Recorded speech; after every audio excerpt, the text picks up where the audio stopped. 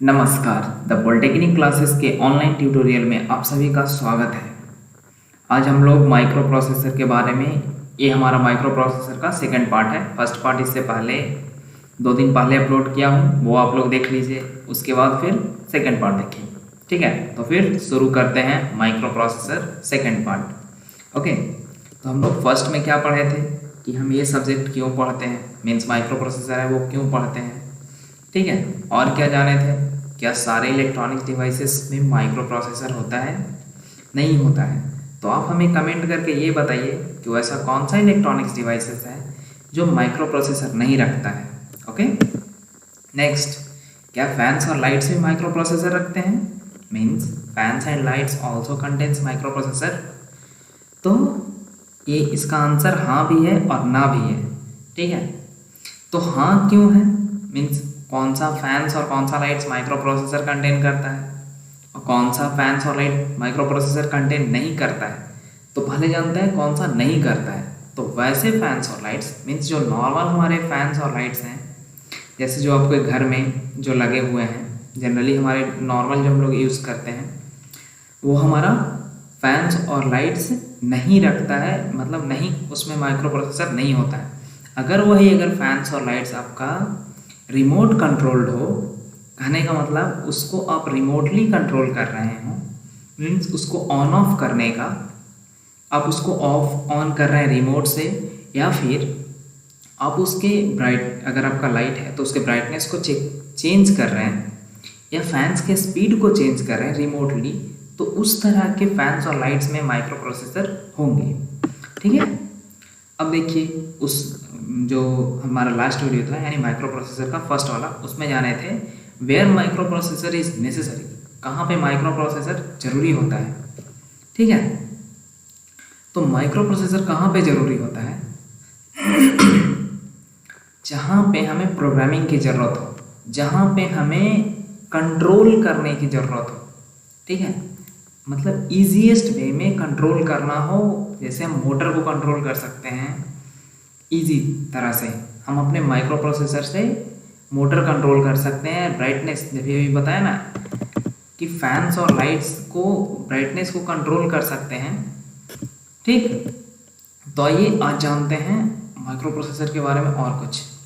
तो देखिए, micro processor ये जो है ना, ये आप जो देख रहे हैं, पूरा का पूरा हमारा कंप्यूटर सिस्टम है।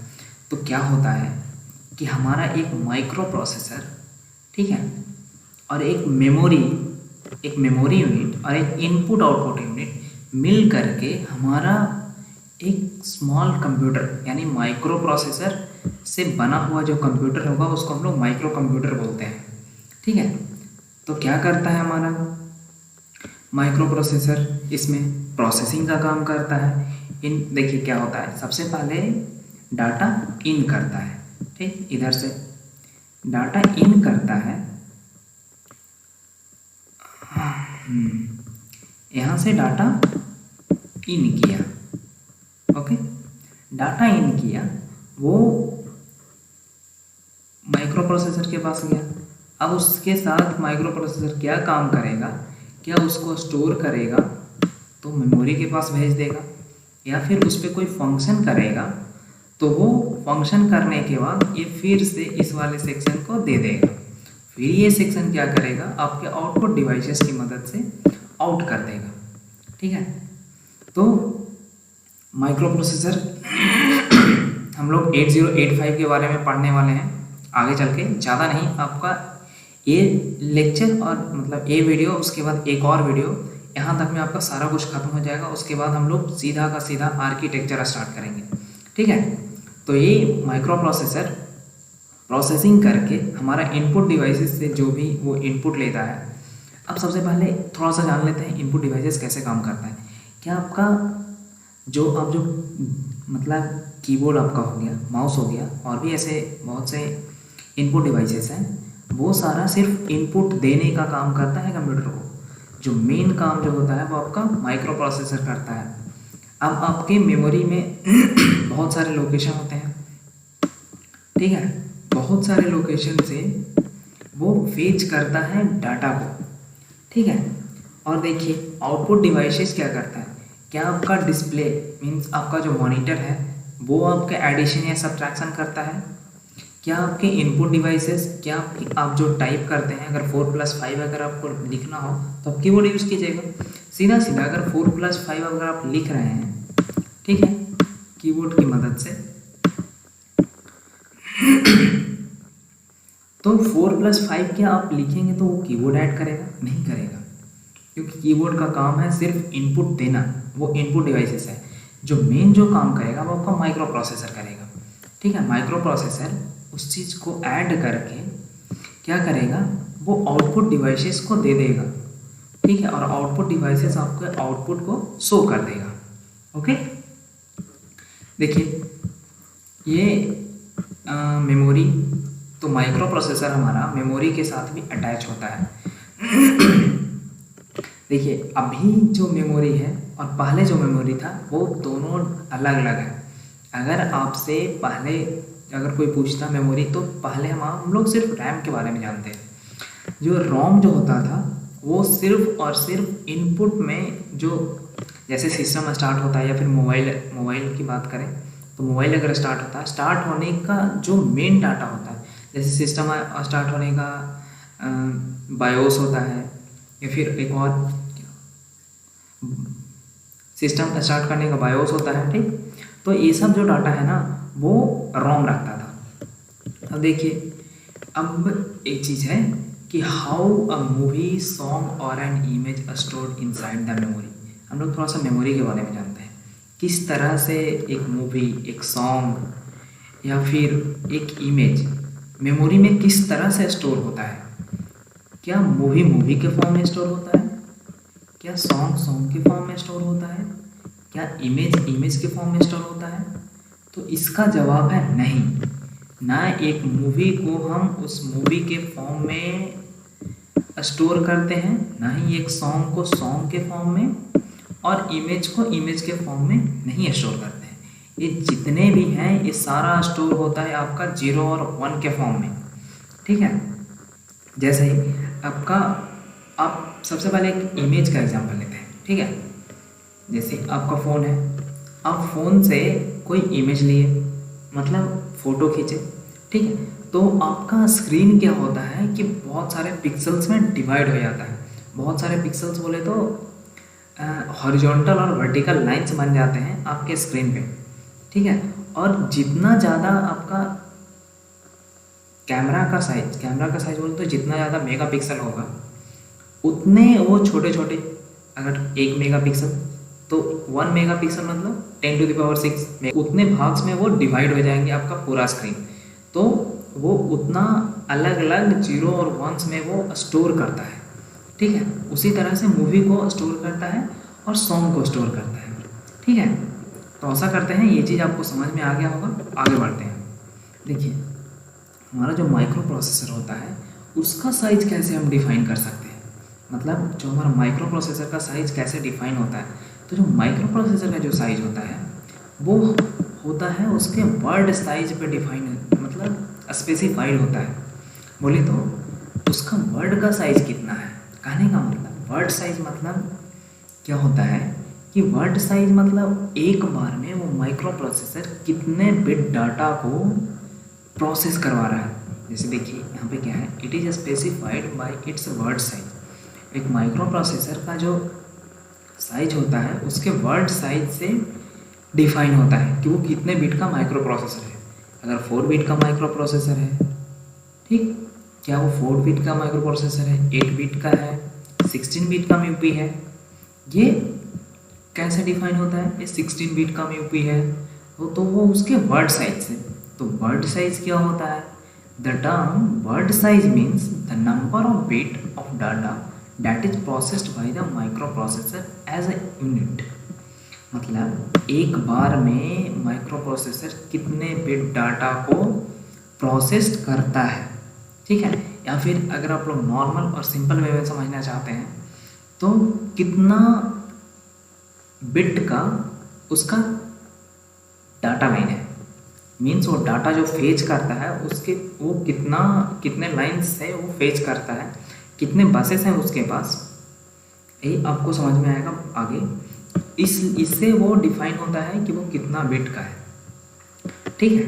Okay, evolution of micro processor. Micro processor कैसे कैसे आगे बढ़ा, जैसे शुरू में कैसे कैसे था, फिर उसके बाद कैसे है, अभी तो काफ़ी एडवांस हो गया है। अगर आप अभी का माइक्रो प्रोसेसर अगर सीखना चाहते हैं तो आपको शुरू से मतलब जो बेसिक का माइक्रो प्रोसेसर है, ऐसे हमारा जो 8085 है, हम लोग 8085 क्यों पढ़ते हैं ये भी आपको बताऊंगा। उससे पहले भी तो बहुत सारे माइक्रो प्रोसेसर आए थे, उसके बाद भी बहुत से आए। तो 8085 को ऐसा हम लोग स्टैंडर्ड लेकर चलते हैं, ठीक है। अब देखिए, आपको थोड़ा सा इवोल्यूशन से पहले का थोड़ा सा बताना चाहता हूँ। सबसे पहले जो हमारा जो माइक्रो प्रोसेसर नहीं बोल सकते हैं, बोलेंगे मतलब हमारा जो कंप्यूटर था वो बनता था वैक्यूम ट्यूब, रजिस्टर, कैपेसिटर और स्विचेस को यूज करके, ठीक है। तो जब हम लोग ये सब का यूज़ करते थे तो जो हमारा मेंटेनेंस था वो जल्दी जल्दी उसको मेंटेन करना, मतलब मेंटेनेंस रेगुलर उसको मेंटेनेंस करना पड़ता था, ठीक है। तो उसके बाद हमारा सेमीकंडक्टर ट्रांजिस्टर आया। तो सेमीकंडक्टर जब ट्रांजिस्टर आया तो क्या हुआ कि हमारा इसका साइज छोटा हो गया। ये क्या किया, मेन जो इवोल्यूशन है वो यहाँ से आया था, सेमीकंडक्टर ट्रांजिस्टर से। जो हम वैक्यूम ट्यूब यूज़ कर रहे थे उस जगह पे सेमीकंडक्टर ट्रांजिस्टर यूज़ करना स्टार्ट कर दिया। देखिए सेमीकंडक्टर ट्रांजिस्टर क्या किया, मतलब जो हम लोग जो ट्रांजिस्टर जो पढ़ते थे, ठीक है, तो वो क्या किया, it reduces the size and also increase the capability, ठीक है। ये साइज भी रिड्यूस कर दिया और इसका कैपेबिलिटी भी बढ़ा दिया। मतलब जो वैक्यूम ट्यूब का था वो उसका जो साइज था वो 3 टन बहुत ज़्यादा होता है, ठीक है, उतना बड़ा और रूम साइज के कंप्यूटर्स थे। तो सेमीकंडक्टर ट्रांजिस्टर मतलब ट्रांजिस्टर आने के बाद इसके साइजेस बहुत कम हो गए और इसका कॉस्ट भी बहुत कम हो गया। वैक्यूम ट्यूब ये सब का वो सब बहुत कॉस्टली होता था, ठीक है। उसके बाद सेमीकंडक्टर ट्रांजिस्टर के बाद में आपका आईसी आया 1958 में, ठीक है। तो आईसी आने के बाद और भी आपका कंप्यूटर का साइज छोटा हो गया, यानी यहाँ से आपका माइक्रो प्रोसेसर का फर्स्ट जनरेशन यहाँ से ये आईसी इन्वेंट होने के बाद शुरू हुआ। Use of IC made the size of computer very small. ये कंप्यूटर के साइज को बहुत छोटा कर दिया and become more versatile in function, और उसमें बहुत सारे फंक्शन मतलब बहुत ज़्यादा फंक्शंस आ गए, ठीक है। जैसे पहले के जो माइक्रो प्रोसेसर थे या पहले के जो कंप्यूटर थे उसमें वो सारा फंक्शन नहीं था जो अभी है, इसलिए धीरे धीरे करके ये सारे फंक्शंस आ गए। मतलब इससे पहले का मतलब आईसी से पहले वाले जो जितने भी आपके कंप्यूटर्स थे उसमें उतना ज़्यादा फंक्शंस नहीं था जितना आईसी आने के बाद हो गया, ठीक है। देखिए यहाँ पे कुछ 4 बिट माइक्रो प्रोसेसर्स के बारे में है। जैसे हम लोग इवोल्यूशन पढ़ रहे हैं तो सबसे पहले हमारे पास जो माइक्रो प्रोसेसर्स आया था वो 4 बिट माइक्रो प्रोसेसर्स आया था, ठीक है। तो 4 बिट माइक्रो प्रोसेसर सबसे पहले इंटेल बनाया था। ये इंटेल 4004 ये फर्स्ट माइक्रो प्रोसेसर था जो इंटेल कंपनी के द्वारा बनाया गया था। ये माइक्रो प्रोसेसर्स के इस तरफ नाम है और ये उनके मैन्युफैक्चरर मतलब कौन से कंपनी बनाई है वो नाम है, ठीक है। इंटेल एक अमेरिकन बेस्ड कंपनी है जो फर्स्ट माइक्रो प्रोसेसर बनाई थी 4004 जो था वो PMOS पे काम करता था, ठीक है। और ये 4 बिट का माइक्रो प्रोसेसर था। इंटेल उसके बाद फिर से एक और माइक्रो प्रोसेसर बनाया जो था नाम उसका था 4040। ये भी 4 बिट का माइक्रो प्रोसेसर था, ठीक है। ये सारे 4 बिट के ही माइक्रो प्रोसेसर हैं। ये फेयरचाइल्ड सेमीकंडक्टर द्वारा एक माइक्रो प्रोसेसर बनाया गया जिसका नाम था PPS25, ठीक है। ये भी 4 बिट का माइक्रो प्रोसेसर था।